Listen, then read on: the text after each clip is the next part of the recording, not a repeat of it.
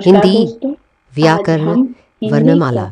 सबसे मूलभूत लेकिन महत्वपूर्ण विषय पर चर्चा करेंगे, हिंदी वर्णमाला। अक्सर प्रतियोगिता परीक्षाओं में इससे जुड़े प्रश्न सीधे पूछ लिए जाते हैं, इसलिए इसे अच्छे से समझना और याद रखना हमारे लिए बहुत जरूरी है। और आज हम इसे सिस्टमैटिक तरीके से पॉइंट टू पॉइंट पढ़ेंगे और समझेंगे, तो हमारे साथ लास्ट तक बने रहिएगा। वर्णमाला की परिभाषा जानने से पहले हमें ये जानना होगा कि वर्णमाला क्या है। तो वर्णमाला दो शब्दों में विभक्त हुआ है, वर्ण प्लस माला। वर्ण का मतलब है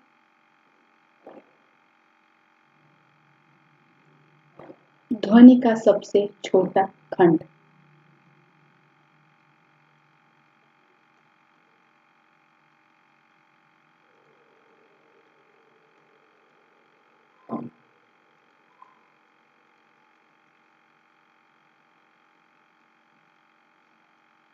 और माला का मतलब है श्रृंखला।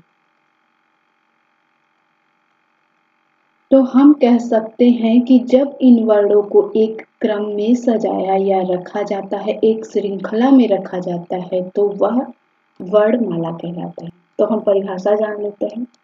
वर्णमाला की परिभाषा: वर्णों के, लिपि चिन्हों के या ध्वनि के व्यवस्थित क्रम को वर्णमाला कहते हैं। पे जो वर्ण, लिपि और ध्वनि, ये तीनों एक ही शब्द हैं। एग्जाम में कभी कभी पूछ लिया जाता है कि लिपि चिन्हों के क्रम, व्यवस्थित क्रम को क्या कहते हैं, या ध्वनि के व्यवस्थित क्रम को क्या कहते हैं, तो लोग कंफ्यूज हो जाते हैं। तो इसलिए यहाँ पे मैंने इसको समझा दिया है कि ये वर्णमाला ही है। वर्णमाला की परिभाषा: वर्णों के व्यवस्थित क्रम को वर्णमाला कहते हैं, लिपि चिन्हों के व्यवस्थित क्रम को वर्णमाला कहते हैं, ध्वनि के व्यवस्थित क्रम को वर्णमाला कहते हैं। तो आप समझ गए होंगे। और हिंदी वर्णमाला मुख्य रूप से कितने भागों में विभक्त है? से दो भागों में विभक्त है, जो आप लोग जानते हैं, स्वर और व्यंजन। तो पहले हम स्वर पढ़ लेते हैं। स्वर जो होते हैं वो कुल कितने होते हैं? 13। कौन कौन?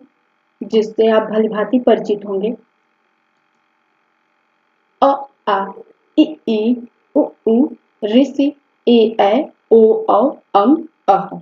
स्वर ये अपने आप उच्चरित होते हैं। स्वर वे ध्वनियां हैं जिन्हें उच्चारित करने के लिए किसी अन्य अक्षर या ध्वनि की जरूरत नहीं होती।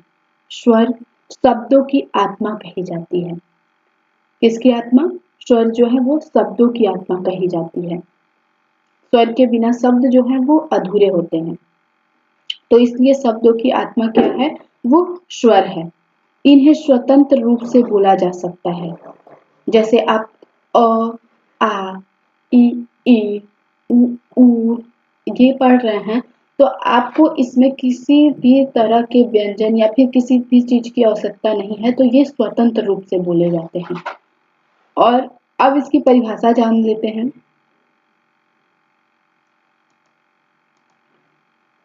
स्वतंत्र रूप से बोले जाने वाले वर्णों को स्वर कहते हैं। जैसे आप देख लीजिए, ये स्वतंत्र रूप से हैं: अ, आ, इ, ये स्वतंत्र रूप से बोले गए हैं। इनको, अंग को जो है अनुस्वार कहा गया है, और आह को विसर्ग कहा गया है। ये दोनों बहुत इंपॉर्टेंट है। ये आपके एग्जाम में जरूर पूछता है कि अंग और अह क्या है।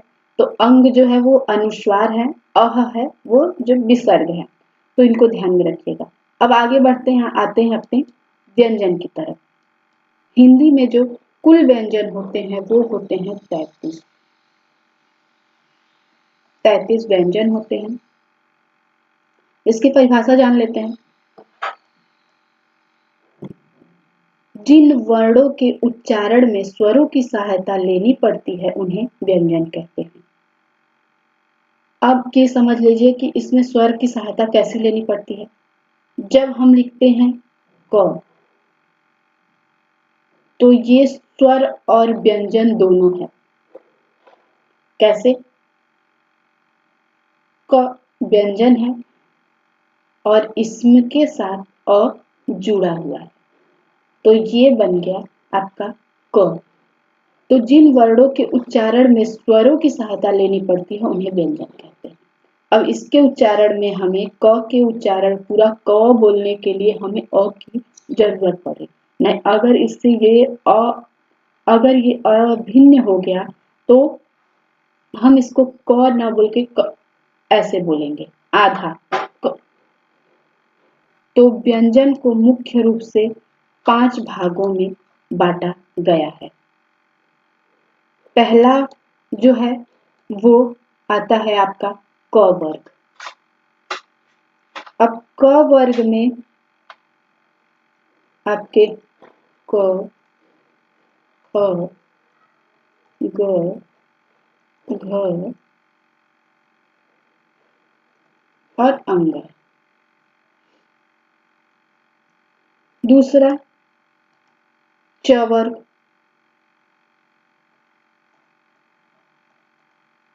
च, च, ज, झ, ई। तीसरा ट वर्ग,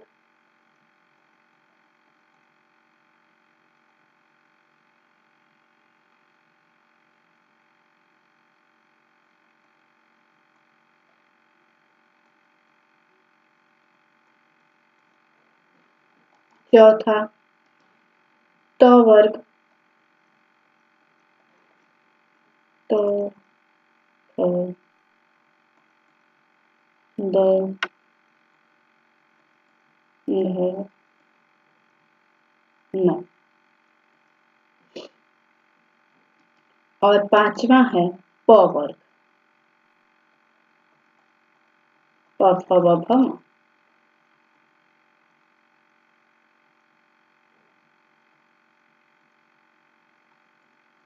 तो ये हमारे 5 वर्गों में जो बांटा गया है वो है क वर्ग, च वर्ग, ट वर्ग, त वर्ग, प वर्ग।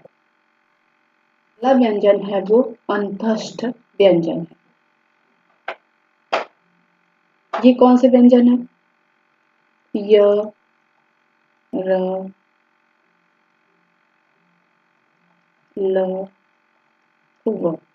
उसमें व्यंजन आते हैं श, श, श, ह। ये आपके उसमें व्यंजन आएंगे और फिर लास्ट में आते हैं आपके संयुक्त व्यंजन छ, त्र, ज्ञ।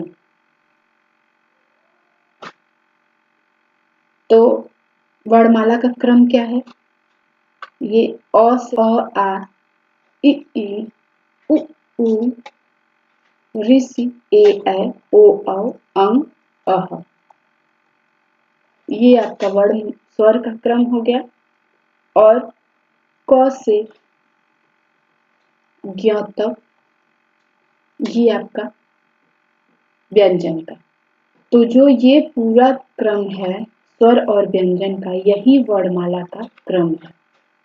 इससे हम कहीं अलग नहीं लिख सकते। अ के बाद ई नहीं लिख सकते, क या फिर क के बाद हम ख ही लिखेंगे, ग नहीं लिख सकते। तो इस क्रम में वर्णमाला लिखी जाती है, मात्राएं ली जाती हैं,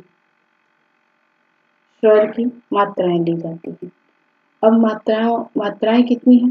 11 मात्राएं हैं। हमारे हिंदी में कुल 11 मात्राएं हैं। स्वर की मात्रा जो है वो 11 है और स्वर कितने हैं? वो 13 है। ये ध्यान में रखिएगा, स्वर 13 है और मात्राएं कितनी है? 11 है। जब वह स्वतंत्र होते हैं स्वर तो वह स्वर ही कहलाते हैं, लेकिन जब वो किसी व्यंजन के साथ जुड़ते हैं तो वो मात्राएं कहलाती हैं। 12 खड़ी तो पढ़े होंगे, जिसमें क, का, कि, कु, कु, के, कै, को, कौ, कं,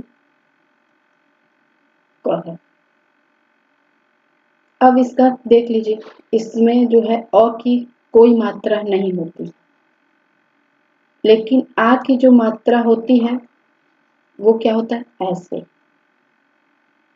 छोटी ई की मात्रा जो होती है ऐसे होती है, बड़ी ई की मात्रा ऐसे होती है, ऊ की मात्रा ऐसे, छोटा ऊ, बड़ा ऊ ऐसे,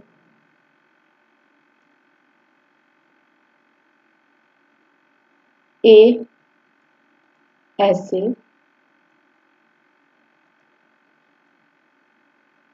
ऐ ऐसे हो गया, ओ